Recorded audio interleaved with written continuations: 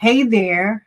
Welcome to another amazing episode here with no one else other than myself right now, the unapologetic therapist Martisha Sherman, coming to bring you all things mental health. Why? Because mental health covers all things. I'm talking about your life in every aspect, your time, your money, everything is covered under mental health.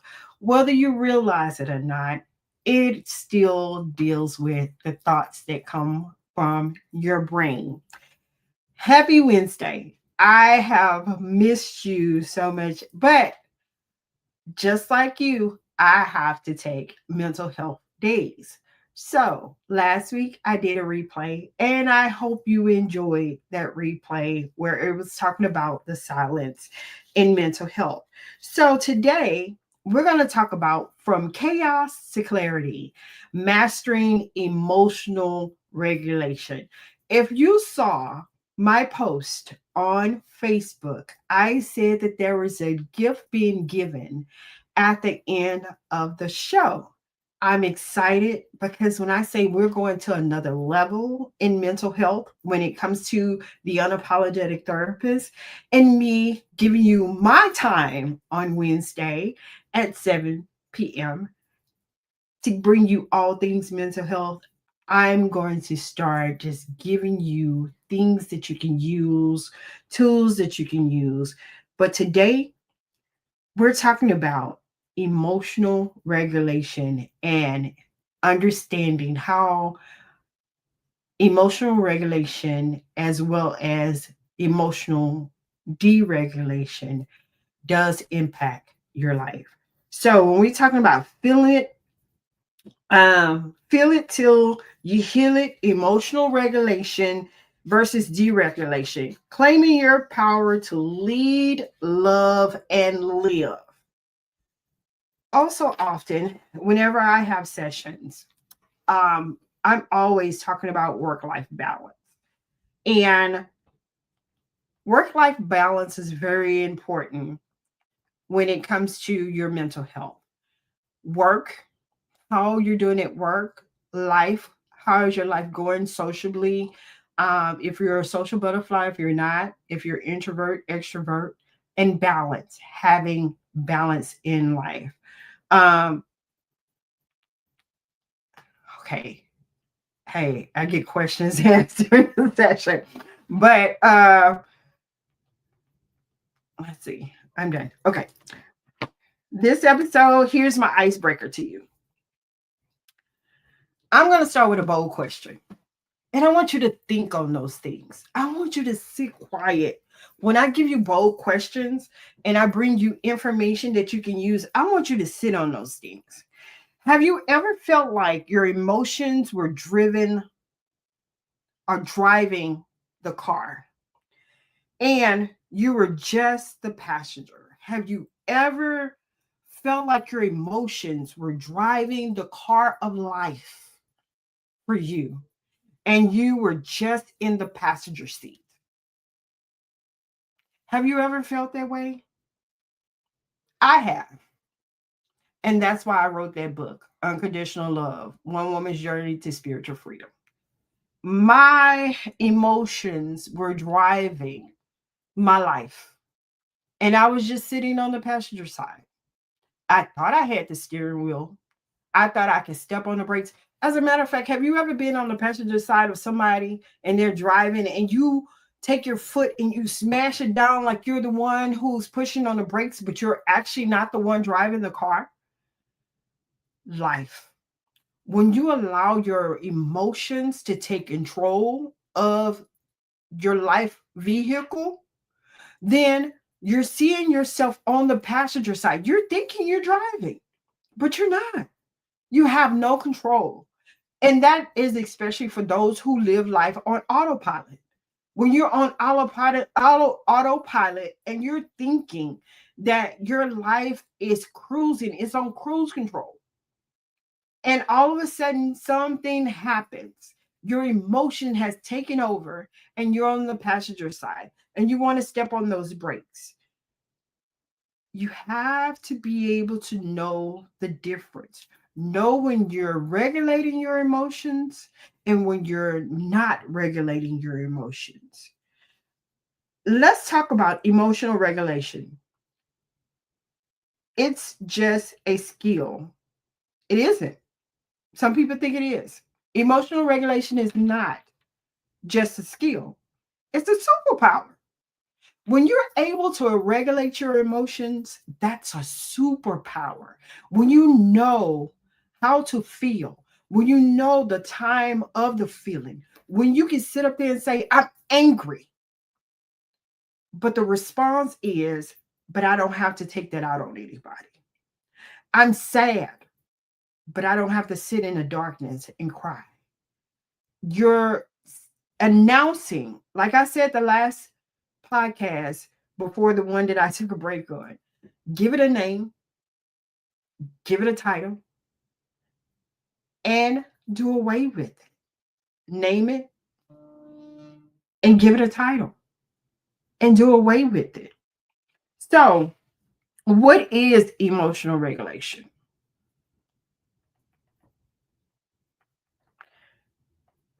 What is emotional regulation?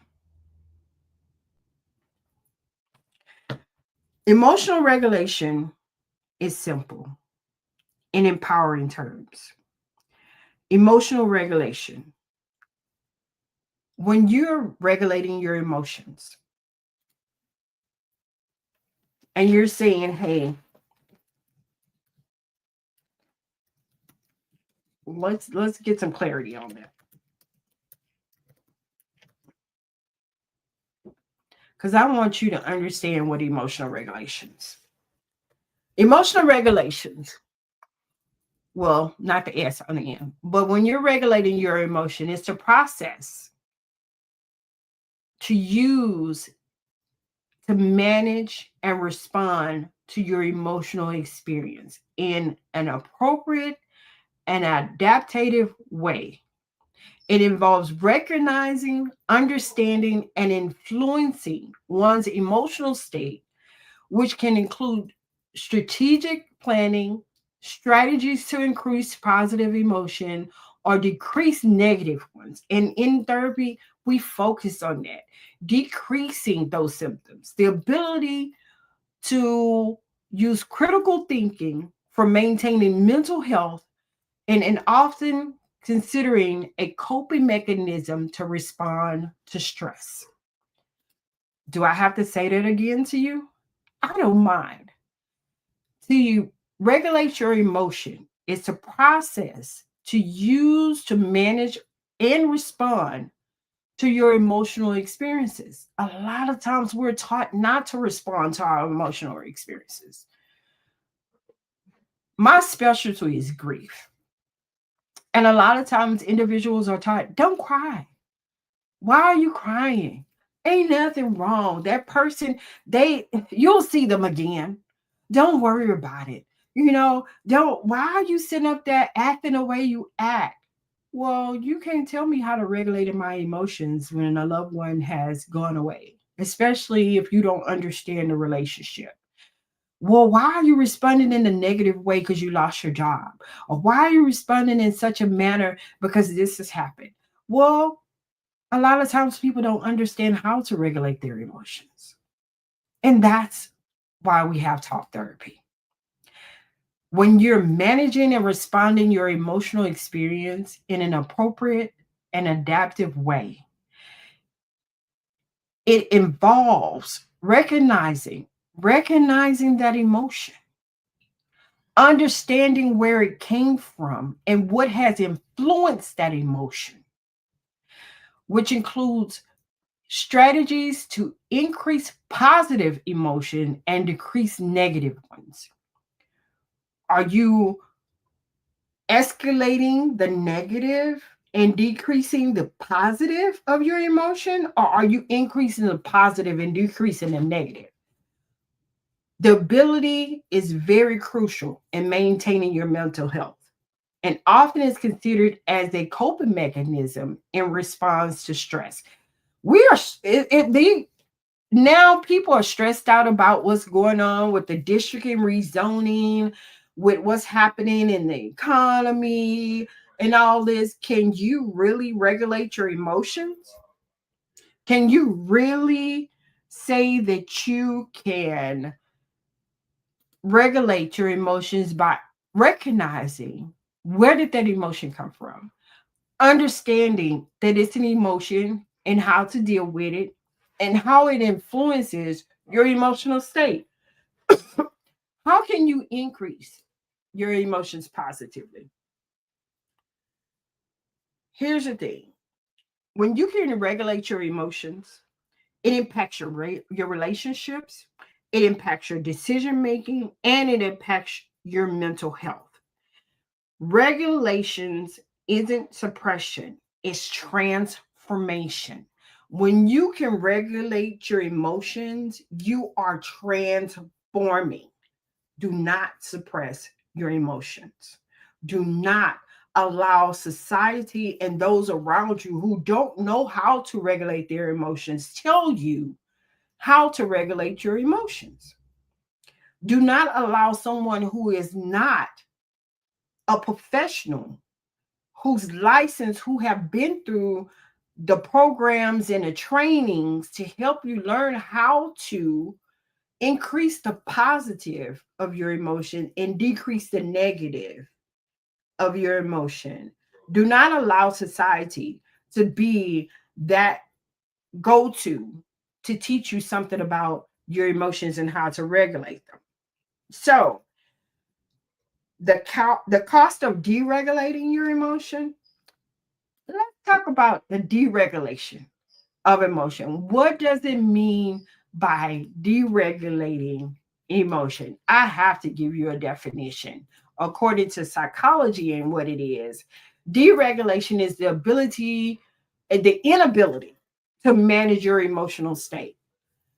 Emotional deregulation is the inability to manage emotional states, leading to overwhelming and intense negative emotion.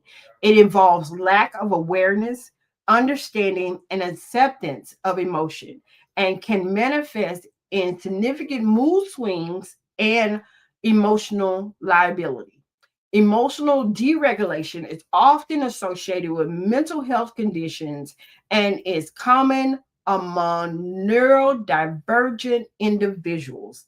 That word neurodivergent, we're going to get to that. Right now, we're honing into emotional regulation and emotional deregulation. It can result in the use of unhealthy strategies to cope with negative emotions such as sadness, anxiety, and anger. Do you understand the difference and you see the difference? Emotional regulation is the ability to regulate your emotion. The emotional deregulation is the inability to regulate your emotion. So, why suppress your emotions when using your emotions to regulate them is your superpower? Why not use your superpower?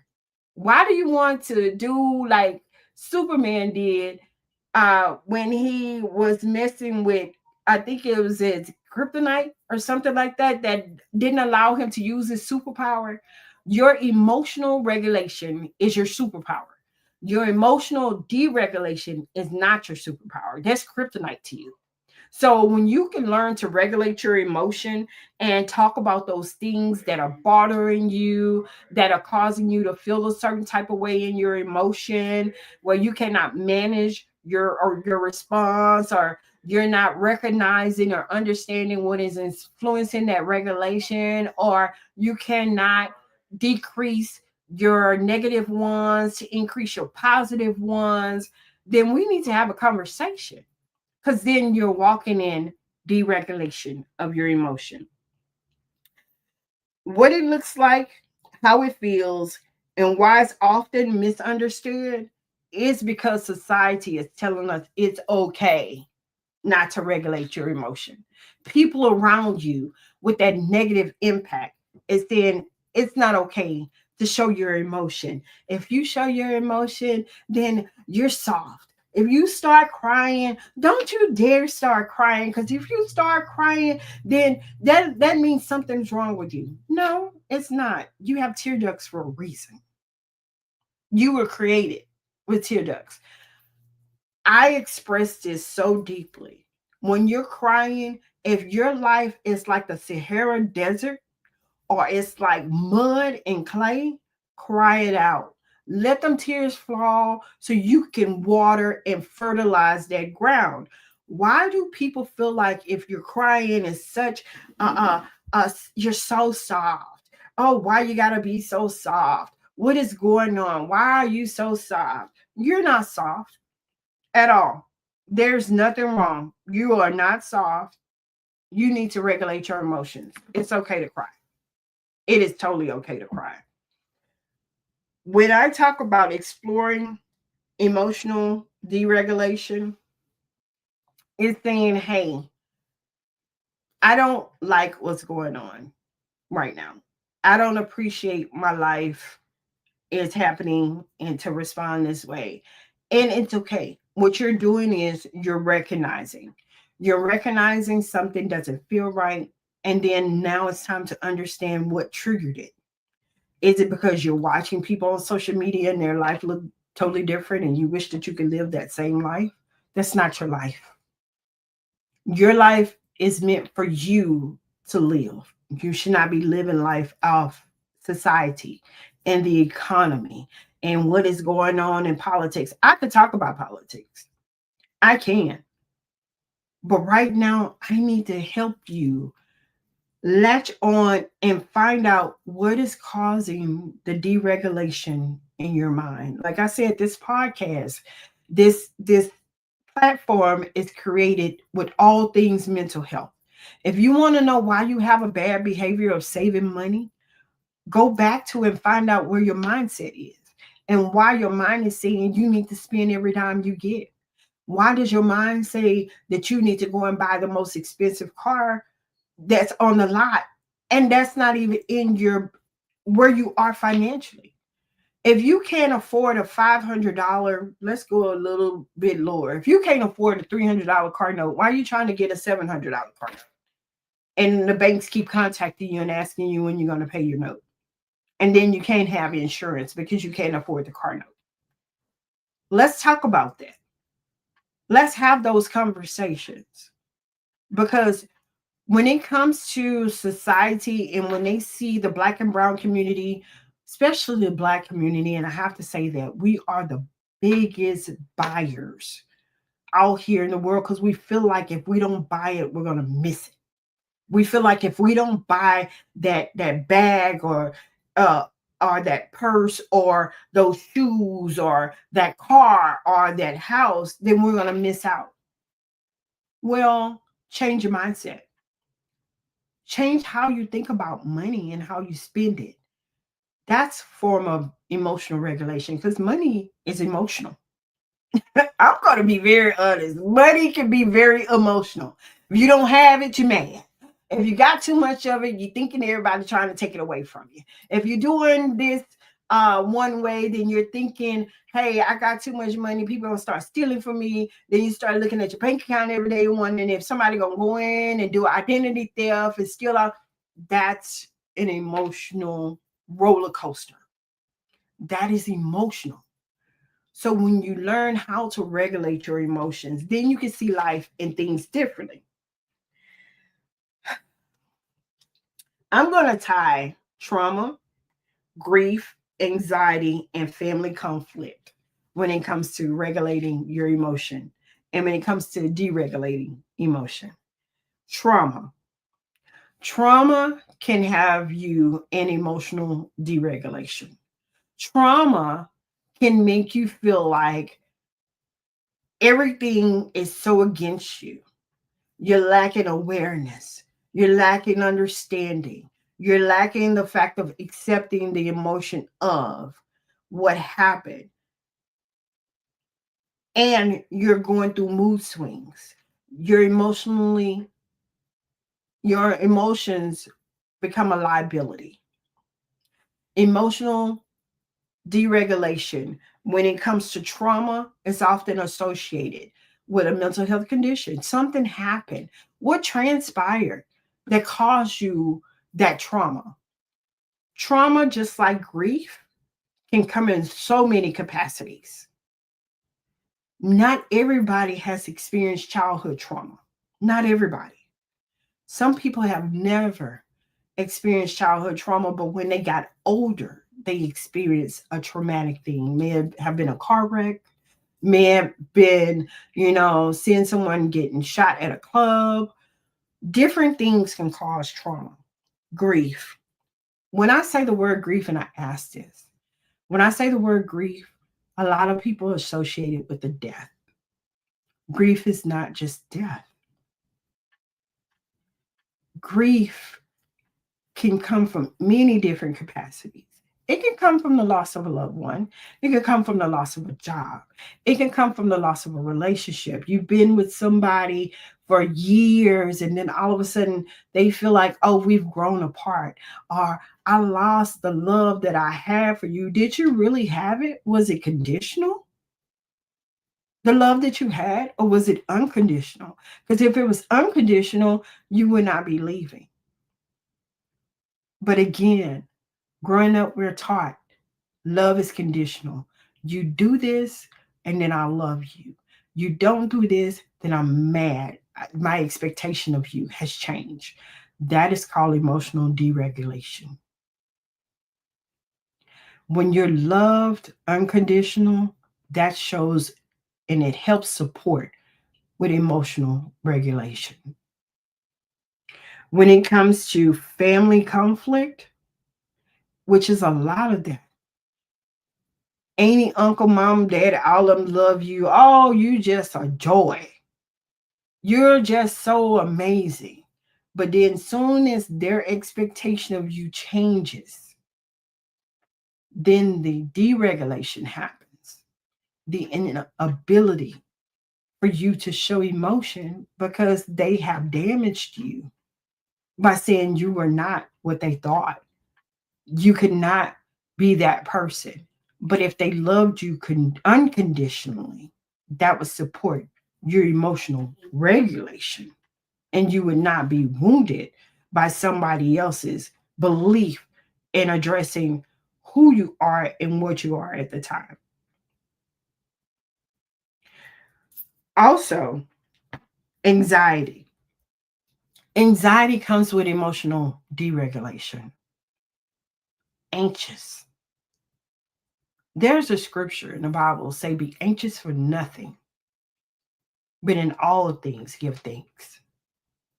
You don't even have to know the Bible to know that. Be anxious for nothing, but in all things give thanks.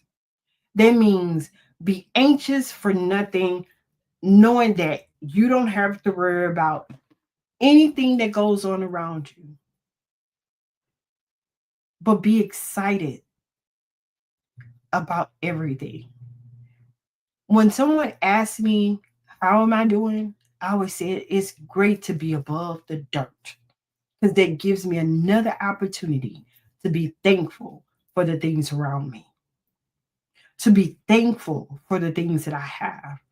I have to say, I've had a time in my life where I had emotional deregulation, where my emotions were not in the best state.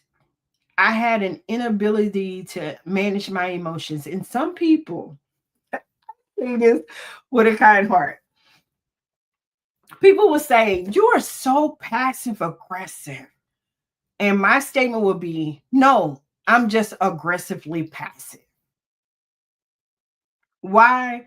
Because I knew that at that time, if I responded to those things that bothered me, I would have a TDC number.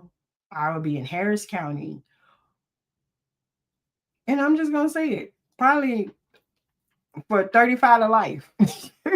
But I chose to regulate my emotion and find coping mechanisms and things that would help me to be able to regulate my emotion, manage my responses, of my emotional experience in an appropriate and an adaptive way.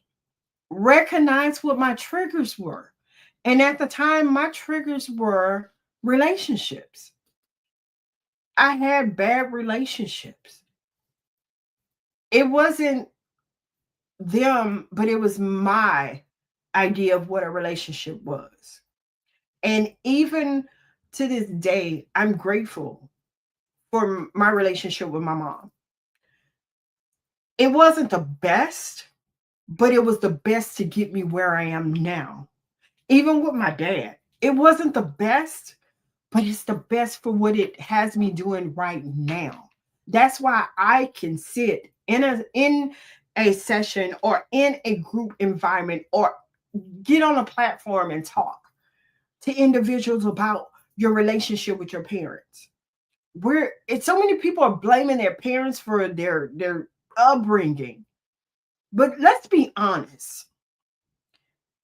Your parents can only give you what they knew. So you can change the trajectory. You can change the narrative of that story. Do you have to live in that storyline for the rest of your life? No, you don't. You don't have to live in that storyline.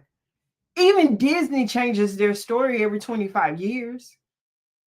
Even they change the narrative of the story. They change the whole dynamics of it.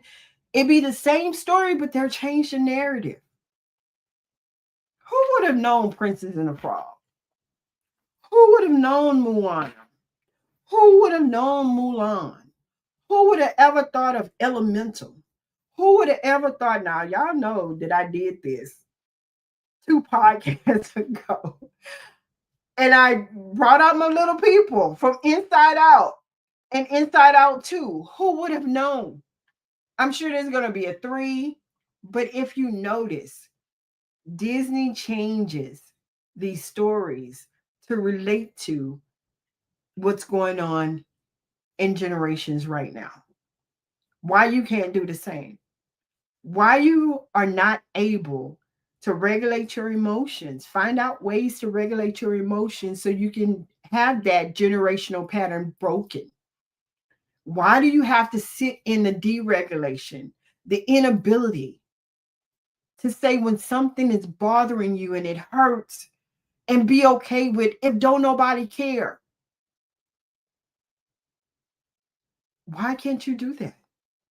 Why is it so hard? But you can sit there and watch housewives of this and housewives of that and see them toss stuff and throw stuff and all this other stuff and feel like that's okay when it's not. It's not okay. And if you ask some of those ladies, I'm sure they go to therapy. Let's just be real. So let me give you a quick note on that. Unregulated emotions don't just hurt you, they echo through generations. And I just talked about that. It don't just hurt you, it echoes through generations. Unregulated emotions.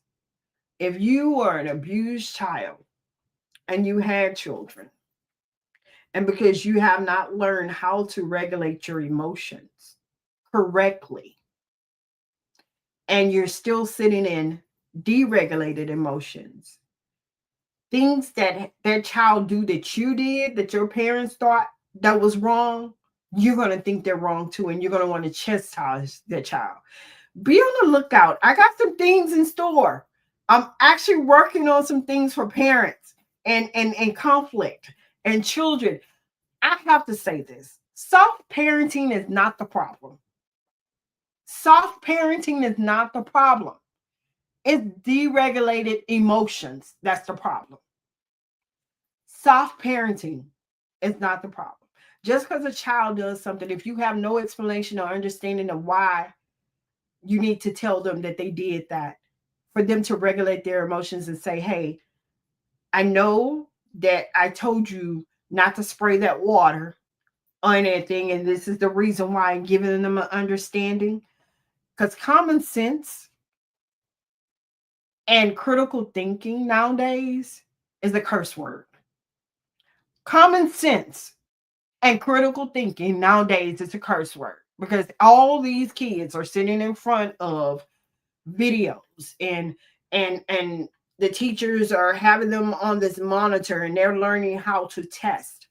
But as a parent, we need to teach them common sense and critical thinking.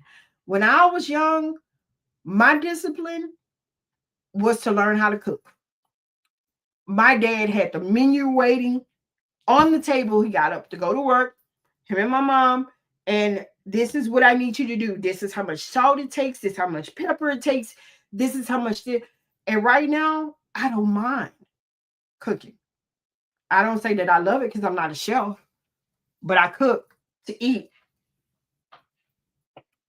That's what I do. So I learned those. So tools to reclaiming your power. Remember, I said emotional regulation is a superpower. Emotional deregulation is kryptonite. There are, I would say, anywhere from 3 to 5 practical tools, which consist of grounding, reframing, breathing work, journaling. These are some tools that are offered when a session is performed. We talk about finding grounding and what that emotion looks like. What does it look like to you to be healed? What does it look like for your emotions to be regulated? What does it look like to you? Because you know what those things look like. I don't know what they look like, and that's why the question is asked. How can we reframe the way you see your emotions? How can we reframe the thought you as an individual, male or female, if we need to reframe the fact that your mom told you, stop crying. You getting on my nerve. Suck that up. Go in another room and cry. I don't want to hear that. How can we reframe that? A young man, suck it up. Boys don't cry. How can we reframe that to where you can regulate your emotions? How can we really look at life and give individuals that we call our children, nieces, nephews a way out and some toolage to be able to say, hey, yeah, this don't feel good. I want to be able to regulate my emotion. I don't want to suppress it. I want to have a superpower. I don't want the kryptonite. I don't want to sit back and not be able to expose myself and say, I'm sad. This hurts. I don't know what body I'm in. I get that a lot.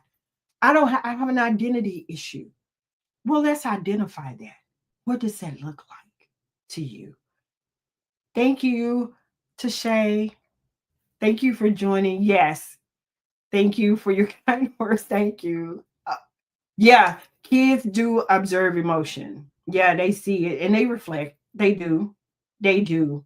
And that's something we have to jump in as individuals in our field to help them be able to regulate their emotions, to let them know the difference between regulated and unregulated emotions and their behavior. A lot of times we want to blame the environment and where they're raised on how they behave because it's a cry out. A lot of times I take it as a cry out. You know, mom is not hearing me because mom is doing this, and dad is not hearing me because dad is doing this, or I miss my dad. My dad is no longer in the house, or I miss my mom and my mom is no longer in the house. And my dad told me, it's okay. She don't care about you. Or mom said, oh, dad is, he doing his own thing. He over there with his new family. Shut your face. Shut your face. That's what my soup used to say. The reason why I say that is allow these kids to regulate their emotions, but learn how to build a relationship with the other parent in their absence. You don't need to tell your kid anything about the damaging that has been done to you because the way that the person treats you, they might not treat that child that way. So when I say shut your face, I've been there. I have 4 children. And my kids would stand 10 toes down and tell you I did not ever degrade their fathers. Ever. I let them build a relationship and learn how to regulate their emotions with their fathers. It's only two, I ain't gonna have it.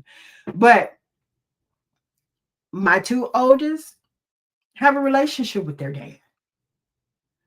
I allowed them. I didn't, he had girlfriends, take them. But my main thing was they don't touch them because they're not their mom. You're not married to them first. Now, if you're married to them, we'll sit down and have a conversation. But as long as they're in your custody, I expect for them to be safe as if they were with me. Same with my youngest two. They're in your possession. You expect for me to make sure that they're safe. I expect the same thing for you. And that allowed my kids to be able to regulate their emotions and how they feel. Plus, they were able to talk to me about any and everything because I had that door open for them. And a lot of times parents don't want to do that. My kids know my life. They know my story because they ask questions. And I gave them that platform and that freedom to ask me those questions. So let's have real talk. But first, let me divert back to sharing a quick experience. So I had to. I shared my quick experience with you and how these tools are they're part of my therapy package and my workbooks. Yes, I do have ebooks. I have ebooks for all of this. Like I said, I have a special gift at the end of the show. I do. But my main thing is when you are teaching your children how to regulate or you're trying to regulate your emotions, think about those things. What is triggering that?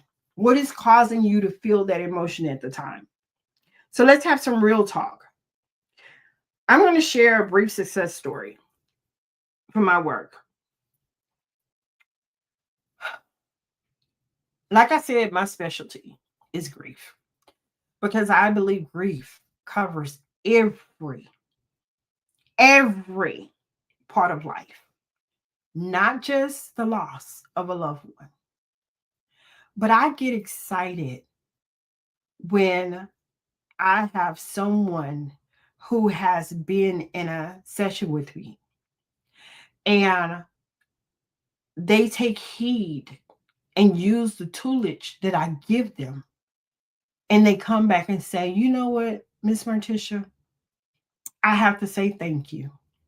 Because with every level, we're celebrated. I don't just go through sessions and not celebrate.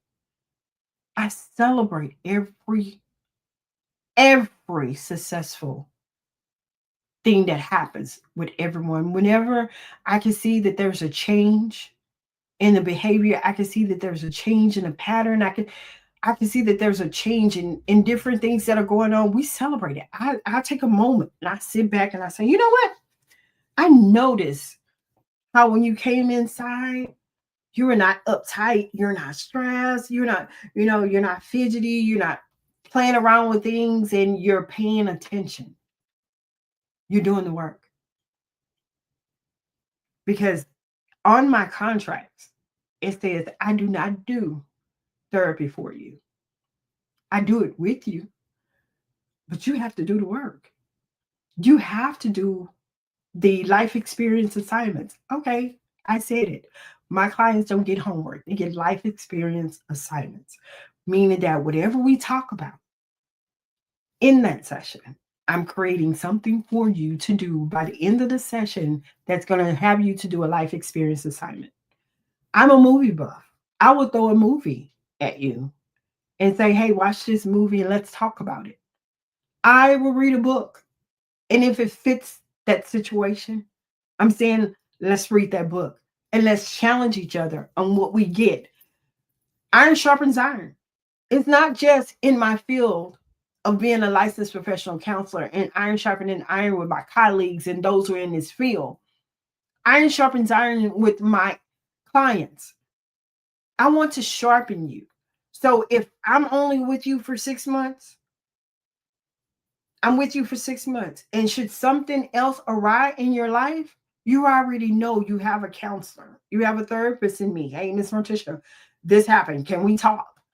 I'm for it because it's based off life experience. People want to know, have you experienced this before? And how did you manage to relate to and get the proper toolage to get through this? So,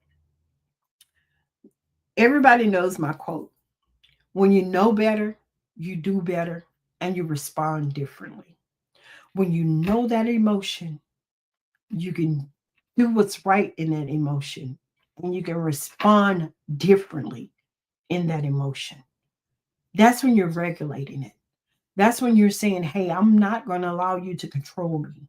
And I don't have to respond to everything that comes at me. I don't. I don't have to respond because everything does not deserve a response.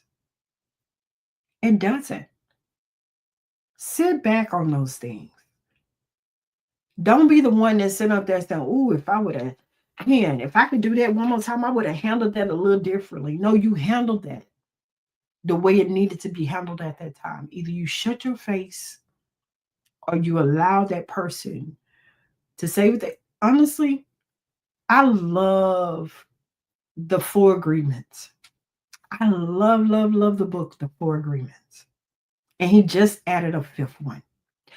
The reason why I love that book is the first two chapters, chapter 3 and chapter 4. Being impeccable with your words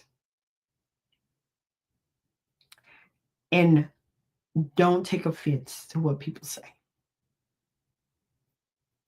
When you take offense to what you say, and my pastor used to say this, he say, thank you, Pastor Randolph, in Channel View.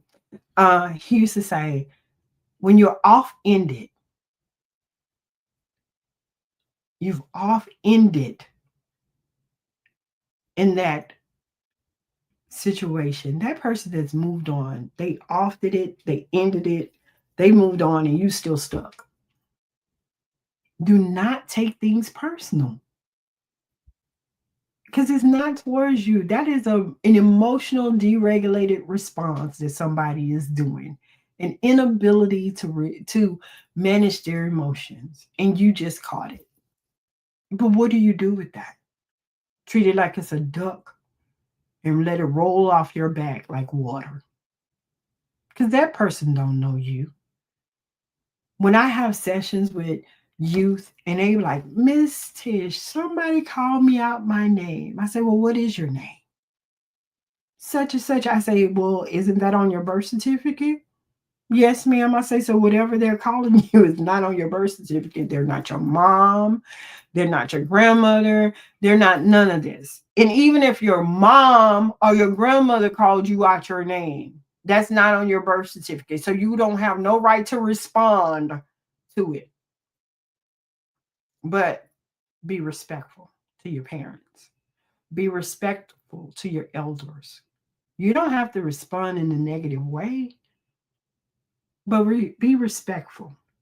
So now I give you a call to action. If you don't know about what we're doing at Why He Can't, our website is here on this www.whyhecan't.com. Go on our page, go on our website, see what we got going on. We have an event coming up in January. If you want to know how to be a destiny helper, if you want to know how to be a soul breaker, that's on our website. We do have a nonprofit organization that I am so proud of, and it's called Color Me Stigma Free. Of course, Why He Can't is trademarked. So if I catch you using it, I'm just saying, catch you using it, and you don't supposed to be using it. Yeah, we're gonna have a conversation. But Why He Can't is trademarked. Um, we are also a part of a nonprofit organization which is called Color Me Stigma Free. We are now offering packages for those who want to pay up front to have sessions. And you're not limited to the time that you have on there. The sessions are on there on the website. But my greatest thing is we have two things that we're doing this year. We're collaborating with CLTL Fashion Show After Dark Cruise. That's November the 23rd. If you're not able to go, we understand, but you can donate through our page. If you want to be able to donate and be able to just be a soil breaker for those who are out here who needs mental health and don't have the toolage to do so. Tickets, I don't think tickets are available. They may be still available.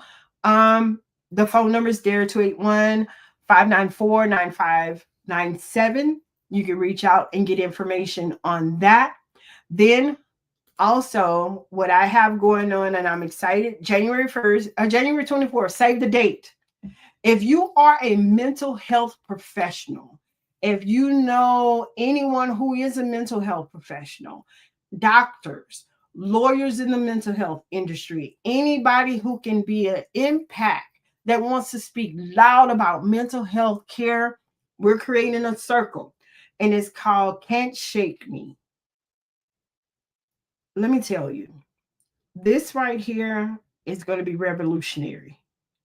Just like our other events that we're doing, we still are bringing back For the Love of Basketball and Mental Health. We're doing that for February because we got to do it for February because February is Love Month. Then we also are still doing the Tonight is the Night Mental Health Symposium. We had a blast. My apologies, I didn't put up pictures. I was exhausted.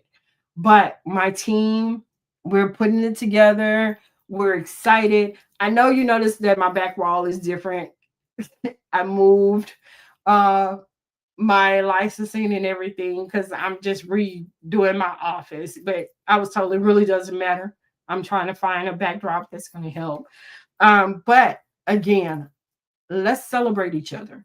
Let's go ahead and bring about that call to action. I am, and here's the gift, I've created a free emotional regulation worksheet. Yes, I have. You'll be able to go on my Facebook page and download it. I'm going to put it there tonight. I promise you I am. I'm going to put it there tonight. Sign up if you know somebody who needs therapy and have not found a therapist. I am on all insurance platforms. I'm under Headway. I'm under Elma. It's ALMA, Alma. I'm also on Psychology Today. I just started my Spotify. So Spotify podcast is available. Last session is on there. Follow us on all social media platforms. Like, share, subscribe us on YouTube. Like, share, subscribe us when you find us on Spotify. We're working on our Apple. We're also working on additional ebooks that are going to be available. We're getting ready to do a newsletter for the community. We started it. We just haven't posted it yet. And I want you to grab hold a copy of the newsletter. So just remember, emotional regulation is a superpower. Emotional deregulation is kryptonite. You are not too much. You are just waiting to be understood and regulated. You're not too much. You're just waiting to be understood and regulated. And don't always think it's the people that's around you. I heard this one thing the other day when I was listening to a podcast. And the individual made the statement that you have those who are in front of you that are cheering for you, but then you have those in your corner. The cheerleaders are great, but it is those in your corner that will help regulate your emotion. They will call you out and say no. You don't need to go by his house and bust out his windows and scrape his car. And you don't need to go to that female's house because he's dating her now. No, that's a choice. Anybody that knows me knows I've been through that. And my statement is that the adult decision that you're making right now? And if that's the adult decision right now, I know I need to back up and back away because you made that a decision. She didn't put nothing in your face to tell you that you need to start being with her. No. And she may have. But you made that adult decision. And when you make that adult decision has consequences. And the consequence is I'm enough to know that I can walk away and be okay. Why? Because I can regulate my emotions. And if you heard me in the beginning, I said that I don't. I'm aggressively passive. I'm not passive aggressive. I'm very much so aggressively passive. For all of my viewers, listeners, if you don't know, this month made a year that I have been doing this podcast platform. Thank you, thank you, thank you. Don't forget to like, share, and subscribe. We have some great things in store for you for November. We have some people that's coming on this platform that's going to give you some some superpowers that are not kryptonite. They're going to give you some tutelage. I'm excited for November, December. I have a list of people all the way up to April, and I'm so serious. I love this platform, but I know I can't do it by myself.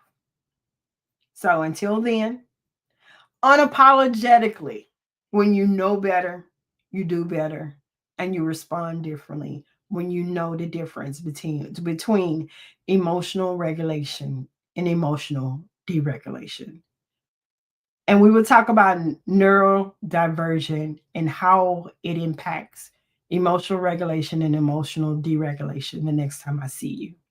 Until then, I love you to life, and there's nothing that you can do about it. Thank you again.